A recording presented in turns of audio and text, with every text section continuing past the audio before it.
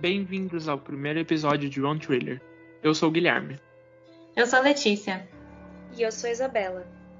Para esse primeiro episódio, decidimos trazer para você, ouvinte, os desdobramentos do caso Richthofen. Um dos casos com maior repercussão no Brasil, virando notícia internacional, com um processo conturbado e reviravoltas a cada instante.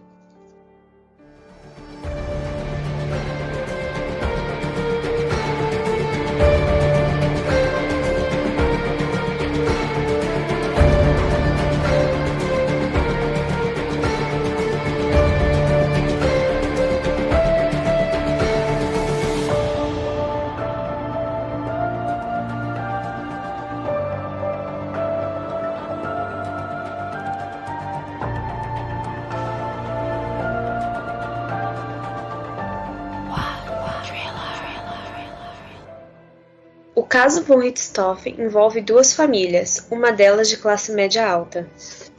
Na família Richthofen temos o patriarca Manfred von Richthofen, engenheiro alemão naturalizado no Brasil, vindo de família rica, mas que perdeu boa parte das posses decorrentes da queda do Império Alemão em 1918 e por conta da participação do seu país nas duas grandes guerras. Ele se mudou para o Brasil depois de receber uma proposta de emprego da empresa Dersa, onde trabalharia como diretor de engenharia, responsável pelo desenvolvimento de projetos como o Rodoanel Mário Covas. E também Marisa von Richthofen, que se formou em psiquiatria na USP, nasceu e viveu sua infância na cidade de José Bonifácio, interior de São Paulo. Em 1966, Marisa mudou-se para São Paulo com a família dela. A família Richthofen também conta com seus dois herdeiros, Suzane e Andreas. Suzane sempre foi vista como uma aluna exemplar, principalmente por conta da exigência dos familiares. Ela estudou Direito na PUC São Paulo e seus colegas a descreviam como meiga, simpática e um pouco tímida. Ela residia com os pais em uma mansão do bairro Brooklyn Velho, junto com seu irmão, Andreas. Ele era um garoto tímido e reservado, estudava 2 idiomas e era faixa marrom de karatê, passava a maior parte do tempo em casa e era muito próximo de sua irmã. A outra família envolvida no caso é a família Cravinhos, uma família tida como muito amorosa e de classe média baixa, considerada uma família normal. Daniel Cravinhos de Paula e Silva, o filho caçula da família, se dedicava ao aeromodelismo e foi campeão paulista, campeão brasileiro, campeão pan-americano e campeão sul-americano. Também foi considerado o 5º melhor do mundo em aeromodelismo, no ano de 1998. Ele chegou a cursar 6 meses de Direito na Universidade Paulista Unip, mas largou o curso. O irmão dele, Christian Cravinhos de Paula, é o filho do meio de 3 irmãos. Ele adorava esportes radicais e era usuário de drogas na época do crime, tendo sido internado em uma clínica de reabilitação. Esse episódio também conta com trechos exclusivos de uma entrevista feita com a delegada do caso, Cíntia Tucunduva. Ela foi a primeira delegada a ter o caso em mãos, visto que a delegacia era mais próxima à casa dos Richthofen. E a primeira pessoa a ter contato com a Suzane e a colher os depoimentos do casal.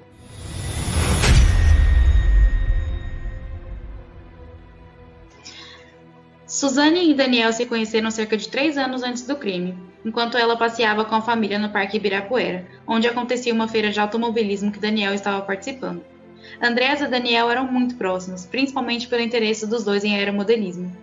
O Daniel e o Andreas eram muito próximos justamente por causa desse interesse. O Daniel dava aulas ao Andreas e os dois tinham uma relação muito próxima, tanto que o Daniel chegou a montar uma moto de presente para o Andreas, que ele rodava pela cidade, apesar de ser menor de idade, com o apoio da irmã. As diferenças entre as famílias Cravinhos e a família Richthofen quanto ao relacionamento da Suzane e do Daniel eram muito nítidas.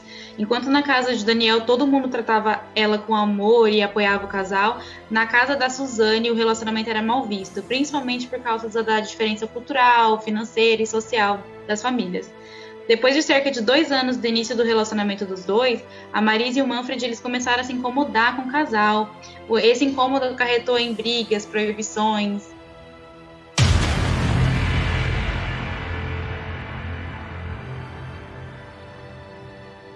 Com a ideia de matar os pais fixa na cabeça, Suzane fez um teste com uma arma de fogo para ver se o barulho da arma era muito alto, pois ela cogitava usar esse instrumento para matar os pais. Mas a ideia foi descartada após ela constatar que o barulho seria muito alto e que não daria tempo do Daniel fugir.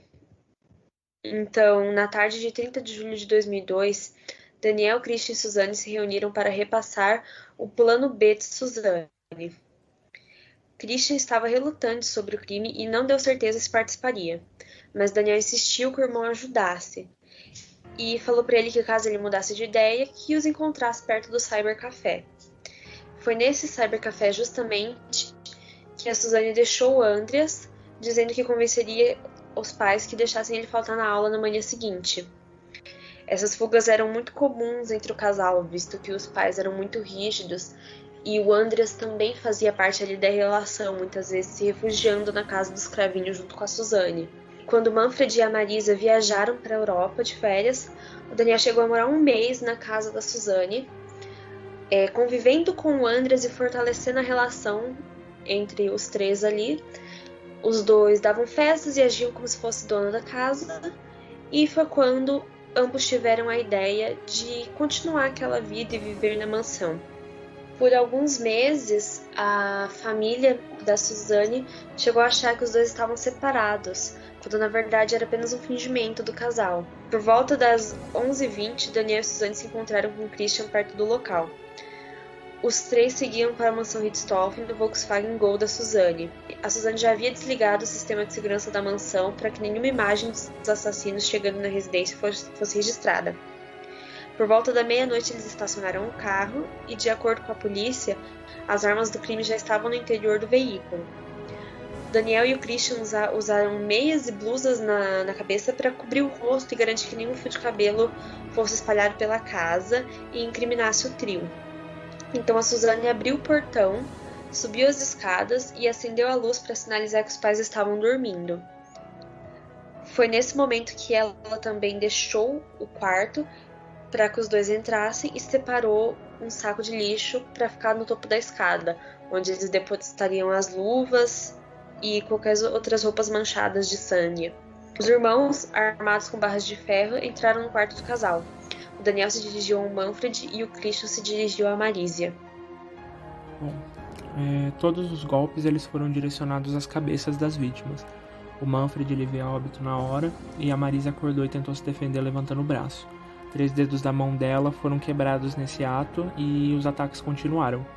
O Christian ele relatou que em determinado momento a Marisia começou a emitir um som que era parecido com um ronco. Para cessar o som, ele utilizou uma jarra de água que tinha encontrado na cozinha, jogou no rosto dela, mas o barulho aumentou. Então ele pegou uma toalha no banheiro do casal e empurrou pela garganta da vítima, o que fez com que um dos ossos do pescoço da Marisia se quebrasse.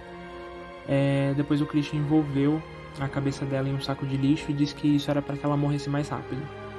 Depois que eles constataram a morte do casal, o rosto do Manfred foi coberto com uma toalha e a Suzane falou sobre esse momento, dizendo na sua confissão, abre aspas, chegamos em casa, eu entrei e fui até o quarto dos meus pais. Eles estavam dormindo. Aí eu desci, acendi a luz e falei que eles podiam ir. Fiquei sentada no sofá, com a mão no ouvido. Eu não queria mais que meus pais morressem. Mas aí eu percebi que não tinha mais o que fazer, que já era muito tarde. Fecha aspas. Durante as investigações, não se obteve certeza sobre a posição da Suzane dentro da casa, nem se ela viu os corpos dos pais. Na reconstituição, ela ficou no térreo o tempo todo e disse que aproveitou para roubar todo o dinheiro que havia na casa guardado em uma maleta de couro, cujo código só ela sabia. Depois disso, ainda o Daniel cortou a maleta para que não ligassem esse roubo ao trio. Os irmãos ainda abriram o cofre que estava meio em fundo falso no guarda-roupa do casal, que continha as joias de Marisa e uma arma, que foi deixada intacta ao lado do Manfred, na tentativa de forjar uma possível reação. As jovens de Marisa foram espalhadas pelo chão para que a polícia acreditasse que o crime tinha sido um latrocínio, o roubo seguido de morte. Os acusados trocaram de roupa, lavaram os bastões na piscina e jogaram tudo em um saco de lixo, que até hoje não foi encontrado. Depois disso, Christian foi deixado próximo ao apartamento em que morava com a avó. Ele ficou com todo o dinheiro e algumas joias roubadas naquela noite, como pagamento por sua participação. Já Daniel e Suzane foram concluir outra parte importante do plano. Forjaram um álibi. Os dois foram para um motel colonial, localizado na Zona Sul. Ficaram na suíte presidencial, pagaram cerca de R$300 pelo quarto, pediram lanche, Coca-Cola e pediram também a nota fiscal. O que causou um certo espanto, porque aquela era a primeira vez que o motel emitia uma nota fiscal. De acordo com a polícia, o casal ficou lá da 1h30 às 2h56 da manhã. Um fato interessante sobre essa ida deles para forjar esse álibi é que a conta do motel, se eu não me engano, deu R$310, na verdade. ou 312, eu não lembro certo. E o Daniel, ele teve que deixar um documento ele só tinha R$300 na carteira e ele teve que deixar um documento para comprovar que ele ia pagar o restante. Outro ponto também sobre a saída ao motel, que a nota fiscal que foi emitida, além de incriminar mais do que fortalecer o álibi, ela também serviu para que o horário fosse questionado, porque eles tinham pago pernoite e acabaram ficando poucas horas. E isso não bateu com o que a Suzane disse para a polícia. No depoimento, ela disse que os dois tiveram relações sexuais e depois foram embora. Já o Daniel disse que não tiveram relações sexuais. Então, essa ida ao motel serviu muito mais para incriminar do que para ajudar os dois no álibi. Logo depois de sair do motel, Suzane e Daniel passaram na lan house para buscar o Andreas. E depois eles seguiram para a casa de Daniel. E lá o Andreas andou numa mobilete dele. Segundo o plano, por volta das 4 da manhã, Suzane e o irmão retornaram para a mansão. Lá, Suzane disse a Andreas achar estranho o fato das portas estarem abertas. O irmão, então, adentra a casa e começa a gritar pelos pais. Suzane vai até a cozinha, pega uma faca e entrega ao irmão. E pede para que ele espere lá fora. E liga para Daniel. Já do lado de fora, Suzane liga várias vezes para o interior da casa, na esperança que os pais atendessem o telefone. Por volta das 4h10, Daniel liga para a polícia, dizendo estar na frente da casa da namorada e suspeitar de um assalto, solicitando uma viatura. Alexandre Paulino Boto foi o primeiro policial a chegar no local. Em seu depoimento sobre a cena do crime, ele disse, abre aspas, o crime era um procedimento de amadores. Largaram as joias, celulares, deixaram uma arma no quarto do casal. Se alguém quer roubar ou furtar, não deixaria isso no local. Alexandre também disse estranhar o comportamento de Suzane, que perguntava qual seria o procedimento que os policiais seguiriam, e também se espantou quando ele disse que os pais estavam bem. A viatura dele foi a primeira que chegou. Ele pediu para eles ficarem fora e ele subiu para ver. Diante de ele ter visto aquela cena tão grotesca, ele desceu, impediu a entrada deles e ele pensou em chamar até uma ambulância para poder dar notícia. Porque o que acontece? Já aconteceu comigo também. Quando você vai dar uma notícia de um crime bárbaro, às vezes a pessoa que recebe a notícia se emociona de tal forma que tem que ser socorrida. Outra coisa que deixou Alexandre intrigado, dessa vez pelo comportamento do Daniel, foi que eles acabaram de chegar na casa e o Daniel perguntou logo da maleta, que os pais guardavam dinheiro, e ele citou exatamente o valor contido na maleta. Um policial permaneceu com Suzane, Andreas e Daniel no exterior da residência, enquanto Alexandre e mais um companheiro entraram na casa com cuidado, pois não havia informação se a mansão estava vazia. Lá eles notaram que a biblioteca estava toda revirada e a sala e a cozinha não estavam perfeitamente em ordem. Já no andar de cima, o quarto feminino parecia completamente revirado e o quarto masculino, que pertencia a Andreas, estava em ordem, o que poderia significar que o crime ele foi direcionado, era de alguém que conhecia a casa, porque sabia exatamente como as coisas funcionavam. Quando finalmente entraram no quarto dos pais de Suzane, viram um homem morto em cima da cama com uma arma do lado. Inicialmente esse crime parecia como suicídio. Fui lá com a minha equipe, para reforçar o pessoal que já estava lá também e absorver aquelas informações que a gente pega no dia, frescas mesmo. E já o que chamou de cara a atenção foi a casa ser totalmente murada, totalmente vedada, não havia sinal de arrombamento, assim, nos portões de entrada. Aí, quando a gente entra, tinha um jardim com uma plaquinha que me chamou a atenção, que era assim, aqui mora gente feliz. Aí você tinha a porta de entrada, que também não estava arrombada, ela estava aberta. Então, assim, não tinha um sinal de arrombamento. Falar, caraca, como é que é um roubo? Como é que essa pessoa entrou? Aí, quando a gente entra naquela residência, uma residência, assim, extremamente organizada, tudo milimetricamente em ordem, exceto por aquele primeiro quarto, que é o escritório, que estava revirado e tinha a tal da pasta cortada a faca, da onde teriam sido levados os dólares e euros, né, o dinheiro subtraído. E o resto da casa numa ordem assim extrema. O que chama atenção, porque para quem está acostumado a atender local de crime, um local de roubo ele é inteiro revirado. Por quê?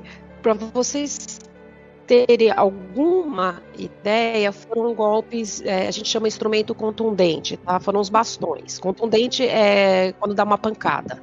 É mais ou menos isso numa forma leiga de te explicar. Os golpes foram tão brutos que o borrifo do sangue atingiu as paredes e o teto.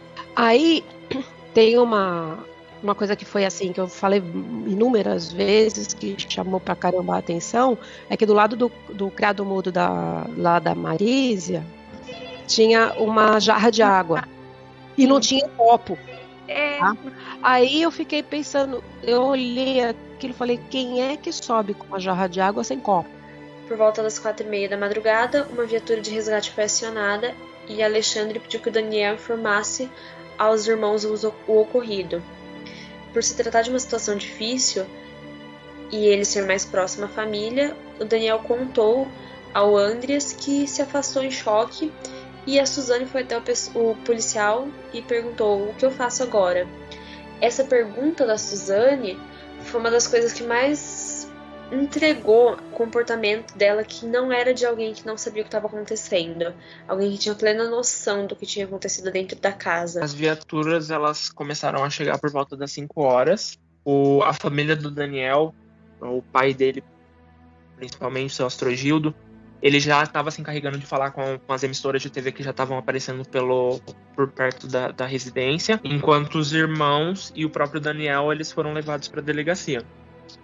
Na delegacia, foi possível notar a diferença bem nítida entre o comportamento do Andreas e da Suzane. A menina, ela chegou a cochilar, ela trocava carícias com o Daniel, se beijavam o tempo todo, enquanto o Andreas, ele estava encolhido e visivelmente em estado de choque. A delegada do caso disse que, em seu depoimento, a Suzane falou, abre aspas, eu gostaria que vocês matassem e torturassem esses caras que mataram meus pais. Depois disso, ela olhou para o Daniel e sorriu. Além das incongruências quanto à ida ao motel, o que entregou o casal foram algumas posturas pós-crime. O crime aconteceu alguns dias antes do aniversário da Suzane, e a Suzane comemorou o aniversário dela normalmente. Ela pediu que a empregada limpasse todo o quarto dos pais, inclusive o teto, e não deixasse uma manchinha de sangue. O Christian comprou uma moto em dólar dias depois do crime, e o valor contido na maleta era em sua maioria em dólar. E o depoimento do Christian, para explicar de onde ele tirou aquele dinheiro, não tinha nexo. Ele dizia que o dinheiro vinha de uma herança que a avó deixou, mas nem de longe a herança era do mesmo valor que o valor contido na maleta dos Richthofen. A frieza dela mostra aquela coisa que quem vê cara não vê coração. A gente não sabe o que passa de cada um. E teve uma outra coisa assim, que acho que está no livro, que também ficou marcado, que nunca aconteceu antes, eu acho que nem vai mais acontecer, que foi no momento da reconstituição, que isso eu falei no plenário do júri, quando eu falei isso, o plenário ficou absolutamente silencioso, a reação do Daniel na reconstituição. Quando ele foi simular o golpe no pai da Suzane, que foi ele que matou o pai, o irmão matou a mãe, e o policial que estava fazendo o papel, que a gente usa figurante, né? Para fazer as versões. Ele era semelhante fisicamente ao pai, ao falecido, e a hora que o Daniel estendeu, colocou as mãos para trás para simular o golpe, né? Esse policial, ele estava deitado lá, a gente providenciou lá para fazer a reprodução, ele abriu o olho e falou, já acabou? O Daniel desmontou nesse momento. Ele começou a tremer e chorar. Pude perceber o arrependimento nos irmãos com essa cena que eu te falei da reconstituição, sim. O outro já falou, verbalizou. O Andrés em aparente estado de choque. E ela, enfim, é um caso à parte. julgamento de Suzane e dos irmãos Cravinhos ele estava previsto para acontecer no dia 5 de junho de 2006, no primeiro tribunal do júri de São Paulo. Porém, os advogados dos irmãos Cravinhos alegaram que não conseguiram se encontrar com seus clientes para preparar a defesa e por isso não compareceram ao júri. Assim, o julgamento dos irmãos foi cancelado. Na sequência, depois dos advogados de Suzane se retirarem do plenário, o júri dela também foi adiado pelo fato de uma testemunha imprescindível não ter comparecido. Para evitar um novo adiamento, o juiz do caso autorizou o encontro entre os irmãos Cravinhos e um de seus advogados no final de junho de 2006 e nomeou um defensor público para defender os irmãos caso novamente os advogados faltassem. Um novo julgamento foi marcado para segunda-feira, 17 de julho de 2006, e a sentença foi proferida na madrugada do sábado, 22 de julho, às 2 horas da manhã. No primeiro dia de julgamento, os 3 acusados depuseram. A Suzane afirmou que não tinha conhecimento do plano para matar seus pais, concebido e executado única e exclusivamente pelos irmãos Cravinhos. Ela também disse que estava muito maconhada quando o crime aconteceu. Christian, por sua vez, afirmou que apenas seu irmão Daniel teria matado Manfred e Marísia. Já Daniel afirmou que a mentora do crime foi Suzane von Richthofen. De acordo com ele, era de conhecimento geral o péssimo relacionamento entre ela e os pais. Daniel sustentou que Suzane sofria agressões físicas e verbais, além de abusos sexuais, e por isso, e pela herança, Suzane estaria convencida a matar seus pais. Ele também afirmou ter sido usado pela ex-namorada para dar cabo de seu plano. No segundo dia de julgamento, a parte principal foi o depoimento de Andreas, irmão de Suzane. Ele afirmou que nem ele nem a irmã foram vítimas de abusos sexuais ou maus tratos por parte dos pais, ao contrário do que disse Daniel Cravinhos. Ele também classificou a relação de Suzane com Manfred e Marisa como normal, sem conflitos excepcionais. Também disse que ele e Suzane foram influenciados por Daniel Cravinhos a usar maconha. No terceiro dia de julgamento, Nádia Cravinhos de Paula, mãe dos irmãos, prestou um depoimento carregado de emoção, ressaltando o arrependimento e profunda vergonha que os filhos teriam sentido. Horas depois, Christian, influenciado pelo depoimento da mãe, mudou seu próprio discurso, confessando ter golpeado Marisa von Richthofen até a morte, e atribuiu a concepção do plano a Suzane. No dia seguinte, começou a exibição das imagens da perícia realizada no corpo da Marísia. A perita Jane Bellucci fez uso de fotografia para esclarecer a dinâmica dos eventos e a natureza das fotos. O dia foi reservado para a leitura de depoimento das testemunhas e para a exibição da reconstituição do filme e uma espécie de reportagem acerca do crime, além também de exibir os depoimentos dos acusados. O Daniel e o Christian choraram copiosamente durante a exibição e pediram para serem retirados do plenário. A Suzane não chorou, mas ela também abandonou o local. Para o promotor Tardelli, o comportamento dos réus ressalta a frieza da Suzane e o descontrole do Daniel. A promotoria disse que iria tentar provar que o crime foi inteiramente planejado e que nenhum dos acusados foi induzido. E é aí que a gente pode pontuar um pouco da relação do Daniel e da Suzane, que era uma relação demasiada no relacionamento abusivo de ambas as partes. O Daniel, ele chegava a frequentar as idas da turma de direito da Suzane ao tribunal. A Suzane fazia direito na PUC, o Daniel acompanhava ela nas aulas, nas idas ao tribunal, nos trabalhos em grupo. O Daniel era uma figura muito presente e os dois se declaravam em cartas como parte de um só corpo, como uma alma unida. E que o Daniel jura até hoje que a intenção dele foi tirar a Suzane de todo o sofrimento e que ele fez por amor. No quinto e último dia de julgamento, foram realizados debates entre acusação e defesa. Após a decisão do Ministério Público em renunciar o tempo reservado para a réplica, os jurados se reuniram para decidir o futuro dos réus. Os promotores Roberto Tardelli e Nadir de Campos Júnior pediram ao júri a condenação dos réus. Ao serem acusados pelo promotor de justiça, Daniel Cravinho teve uma crise de choro e foi abraçado pelo irmão, e ambos novamente foram retirados pelo plenário. A Suzane permaneceu lá sem esboçar reação até a chegada da sentença. Tanto a Suzane quanto o Daniel foram condenados a 39 anos de reclusão, mais 6 meses de detenção pelo assassinato de Manfred e Marísia. Eles tiveram a pena reduzida por 1 ano. Suzane, na época, por ser menor de 21, e o Daniel por ter confessado. O Christian foi condenado a 38 anos e mais 6 meses de detenção. E também teve a sua pena reduzida em 1 ano por ter confessado o crime. Christian foi condenado a 38 anos e mais 6 meses de detenção. E também teve a sua pena reduzida em 1 ano por ter confessado o crime. Em junho de 2005, a Suzane teve um habeas corpus aceito pela justiça. Esse habeas corpus já havia sido pedido há um tempo, e ela foi solta no final desse mês. Foi nesse período que ela concedeu uma entrevista para o Fantástico, e o promotor do caso, Roberto Tardelli, ele pediu a prisão preventiva novamente da Suzane por conta dessa entrevista. Durante a entrevista, que era para falar sobre como que estava sendo a vida dela durante esse processo e sobre os detalhes do caso, ela usava roupas muito infantis, sempre falando de forma tímida e sempre pedindo, a todo instante pedindo para que parasse de gravar, porque ela não estava mais suportando falar sobre o assunto.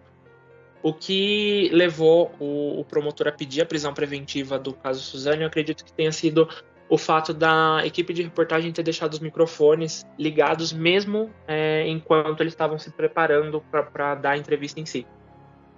Com essa tática, eles conseguiram flagrar o advogado da Suzane, instruindo ela como se comportar na entrevista e falando inclusive de como ela deveria tratar os irmãos Cravinhos, o ex-namorado da Suzane, o Daniel, falando que eles insistiram para que o crime ocorresse, coisas do tipo. O que se sabe sobre a herança é que, assim que os pais morreram e houve a partilha de bens, o tio da Suzane, que no caso era irmão da Marísia, fez de tudo para que ela fosse excluída, inclusive convenceu o Andreas de excluir ela da herança. Na época, o Andreas ainda visitava ela na prisão e ele chegou a escrever a carta, ela ditou a carta para ele. Na carta dizia que não era para excluir ela da herança, mas depois aconteceram alguns andamentos no processo e ele desistiu disso, então ela ficou sem a herança, mas a herança da avó, que no caso era a mãe do Manfred, ela recebeu. E era uma herança gorda, ela tem essa herança até hoje, que no caso ela considera pequena, mas é mais que o salário anual de muitos brasileiros, vezes 30. A vida da Suzane, em si, tirando o fato que ela está presa, não mudou tanto. Ela continua tendo dinheiro, ela tem muitos privilégios que não condizem com alguém que cometeu um crime tão cruel, porque a morte dos pais da Suzane, segundo os peritos, foi uma morte muito sofrida. Eles ficaram muito tempo agonizando. Esse foi o caso Suzane von Richthofen. Eu sou o Guilherme. Eu sou a Letícia. E eu sou a Isabela. Nos vemos no próximo episódio de One Thriller.